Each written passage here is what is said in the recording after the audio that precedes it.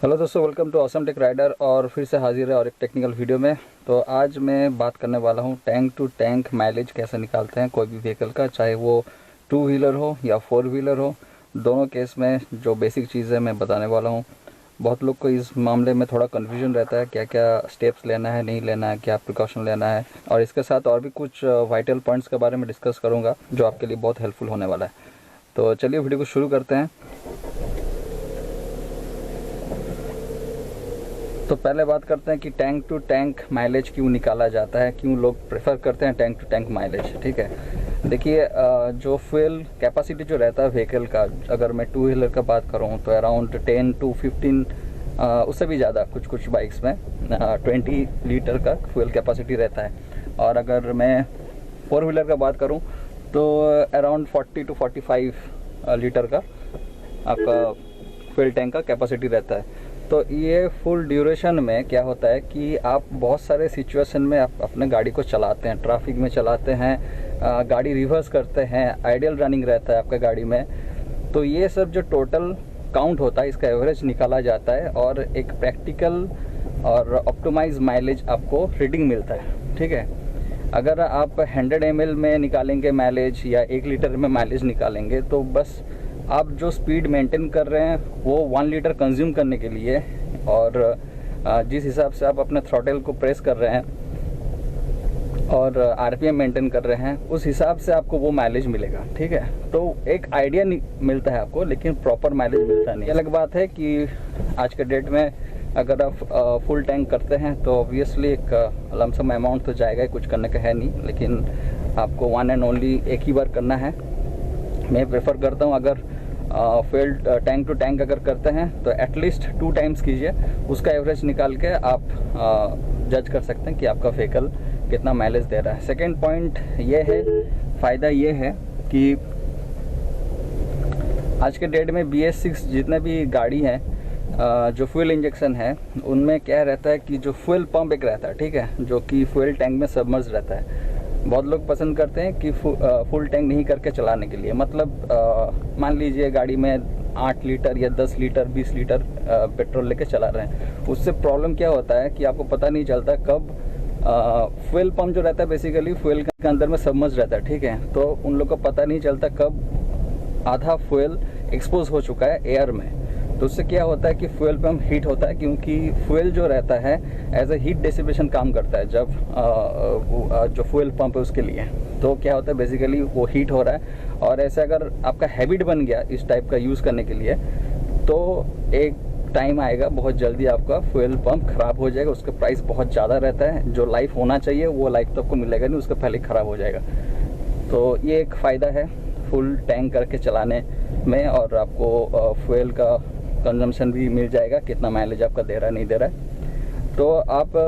तो अभी बात करते हैं कि फ्यूल टू फ्यूल टैंक करने के लिए आपको स्टेप्स क्या लेना पड़ेगा। ठीक है, तो आप कोई भी सिचुएशन में अभी रहें, जो भी सिचुएशन, मेरा मतलब जितना भी किलोमीटर कवर कर चुके हैं या कोई भी पेट्रोल आपका जो फ्यूल टैंक में है वो है, आप सिंपली फ्यूल स्टेशन जाइए और फ्यूल टैंक को फुल कर लीजिए। ठीक है, फुल कैसा करना है, गाड़ी को हिला डुला के, बहुत लोग क्या करते हैं कि फ्यूल टैंक को गाड़ी को पीछे से हिलाते हैं और बोलते हैं कि जितना भरना है भाई भर। ऐसा नहीं, गाड़ी को स्टैंड स्टिल खड़ा होने दीजिए, फ्यूल को जाने दीजिए नॉर्मली। फुल टैंक हो गया, बस आप वहीं पे खड़े खड़े आपको ट्रिप A या ट्रिप B को रिसेट कर देना है, जिससे आप माइलेज निकालना चाहते हैं। ठीक है, निकालने के बाद आपको गाड़ी अपने हिसाब से चलाना है। ठीक है, मान लीजिए आप 200 किलोमीटर 300 किलोमीटर आप चलाएं, फिर से फ्यूल स्टेशन जाना है और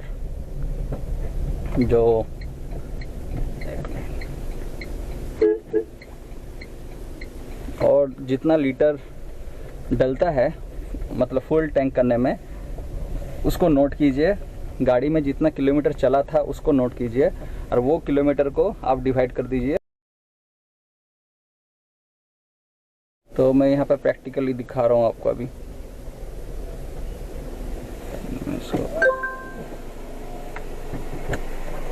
अभी मेरा 501.8 चला है। ठीक है, फुल टैंक पेटीएम अब 104.5 तो अलग ही चल रहा है। तो माथा কি ক্যামেরা আছে, রেকর্ডিং চলছে, রেকর্ডিং চলছে। তুমি আসছো ভিডিওর মধ্যে মধ্যে ইউটিউবে দেওয়ার আছে তো। कम्प्लीटली 30.02 लीटर डल गया। अब जो वो 501.8 था उसको डिवाइड करना है इस लीटर से, 30.02 मेरा माइलेज निकल जाएगा। ठीक है, একটা बिल दी दाऊँगा। अमाउंट जो लगा 3137.39 और लीटर है 30.02। अब क्या करना है, सिंपली इसको मुझे डिवाइड करना है 508 डिवाइडेड बाय 30.02 एकदम प्रॉपर। तो आपके सामने निकल कर आ रहा है 16.715, मतलब अराउंड 16 में पकड़ लेता हूँ तो 16 का माइलेज दे रहा है। ये एकदम परफेक्ट नो एरर का माइलेज है। ठीक है, नेक्सॉन एक्जेट पेट्रोल वर्जन है। ठीक है, 2021 मॉडल का BS6 गजब का माइलेज है भाई। 500 किलोमीटर मैंने कवर किया और माइलेज ज़बरदस्त है। ठीक है, तो चलिए ये तो हो गया कैसे माइलेज निकालना पड़ेगा। अब क्या करना पड़ेगा, मान लीजिए आपके लिए ये माइलेज कैलकुलेशन करना वाला चीज़ नया है। ठीक है, तो आप फ्यूल स्टेशन आए, ठीक है, टैंकी को फुल किए। अब ट्रिप B को आपको रिसेट कर देना है सिंपली। ठीक है, बस हो गया। अब गाड़ी यहीं से निकालिए। याद रखिए, ये मत सोचिए कि फ्यूल स्टेशन से मैं निकल जाता हूँ, आधा किलोमीटर या 1 किलोमीटर कवर कर लेता हूँ, उसके बाद मैं रिसेट करूँगा, ऐसा मत कीजिएगा। ठीक है, फ्यूल स्टेशन में ही ट्रिप A या ट्रिप B जिससे आप माइलेज को निकालना चाहते हैं उसको आपको ज़ीरो कर लेना है। ठीक है, अब गाड़ी चलाते जाइए, जितना आपको चलाना है। कितना चलाना है, जितना आप चला सकते हैं उतना एवरेज माइलेज अच्छा निकलेगा। ये मत सोचिए कि 50 किलोमीटर में चला लेता हूँ उसके बाद मैं फुल टैंक कर लूँगा, ऐसा मत कीजिए। जितना हो सके, ठीक है, मैं जैसे कोशिश करता हूँ जितना मैक्सिमम किलोमीटर में निकाल सकूँ। ठीक है, मेरा टारगेट रहता है अराउंड 450 किलोमीटर का, ऐसे मेरा टारगेट रहता है। उसके बाद मैं फुल टैंक करता हूँ। तो 2 काम एक साथ हो जाता है, एक तो रिफ्यूलिंग का भी काम हो जाता है, दूसरा हर बार मुझे माइलेज का एक हिसाब मिल जाता है।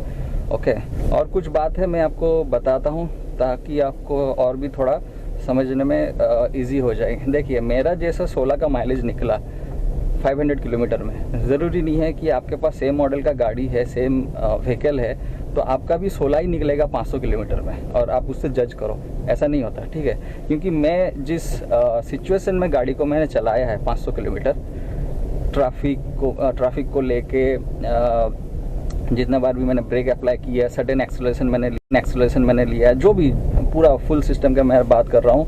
ज़रूरी नहीं है कि आप उसी सिस्टम में या उसी प्रोसेस से आप अपना व्हीकल को चलाए हैं। ठीक है, तो माइलेज थोड़ा डिफर हो सकता है आपके केस में कम निकले या ज़्यादा निकले। हो सकता है कि 500 में किसी को 20 का भी माइलेज मिला है या 21 का भी माइलेज मिला है, उससे भी ज़्यादा, और हो सकता है किसी को इतना किलोमीटर में मान लीजिए 12 का या 13 का माइलेज मिला है। तो किसी और के साथ जज मत कीजिए। एक तो ये बात हो गया।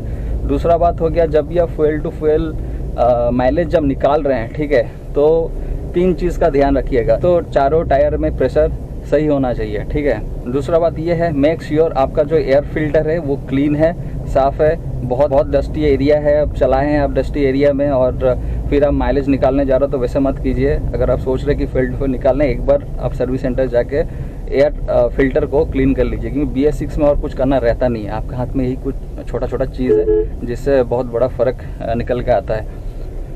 और तीसरा जो वाइटल चीज़ है, आपका ड्राइविंग पैटर्न के ऊपर सब कुछ निर्भर करता है। ठीक है, आप कैसे चला रहे हैं, कैसे हैंडल कर रहे हैं हर एक सिचुएशन को, कैसे एक्सेलरेट कर रहे हैं, डी एक्सेलरेट कर रहे हैं, ब्रेक अप्लाई कर रहे हैं, कितना अपना बुद्धि लगा रहे हैं, माइलेज को सबसे ऑप्टिमम निकालने के लिए वो सबसे ज़्यादा मायने रखता है। ठीक है, इस कंडीशन में हैज़र्ड लाइट को ऑन कर देना सबसे बुद्धिमान वाला काम रहता है। ठीक है, ये सब चीज़ का ध्यान रखिएगा। तो दोस्तों, अगर ये वीडियो आपको इन्फॉर्मेटिव लगा है, किसी दोस्त को अगर ये इन्फॉर्मेशन देना आप चाहते हैं, आपको लगता है कहीं ना कहीं वो गलती कर रहा है, ये पता नहीं है, तो ज़रूर इस वीडियो को उसको शेयर ज़रूर कीजिएगा। Thanks for watching Awesome Tech Rider and keep watching Awesome Tech rider.